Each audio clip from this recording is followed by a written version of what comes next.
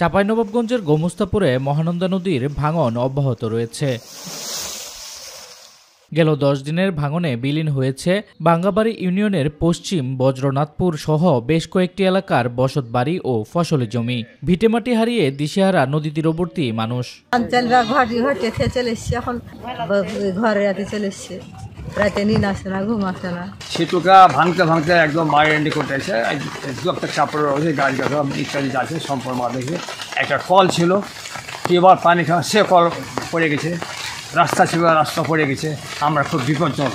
স্থানীয়দের অভিযোগ, নদী ভাঙন রোধে পানি উন্নয়ন বোর্ড কার্যকর কোনো পদক্ষেপ না নেয়ায় প্রতি বছরই ভাঙনের শিকার হচ্ছেন তারা। এ অবস্থায় স্থায়ী বেড়িবাঁধ নির্মাণের দাবি তাদের।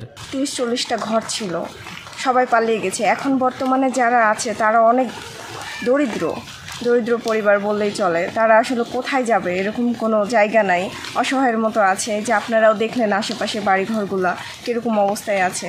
সংশ্লিষ্ট মন্ত্রণালয় থেকে অর্থ বরাদ্দ পেলেই নদী ভাঙন রোধে স্থায়ী বেড়িবাঁধ নির্মাণের কাজ শুরু হবে বলে জানিয়েছে সংশ্লিষ্টরা। আপাতত যে সমস্ত এলাকায় খুব বেশি ভাঙন এবং বাড়িঘর একেবারে রাস্তা ভেঙে যাচ্ছে, এরকম যে একটা পয়েন্টে আমরা এমার্জেন্সি কাজ করবো এবং পারমিশনের জন্য আমরা চেষ্টা করতেছি।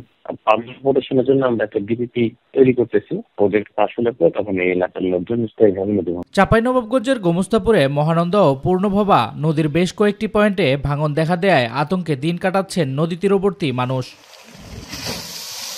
শামস তাবরিজ উচ্ছ্বাস, মাই টিভি নিউজ ডেস্ক।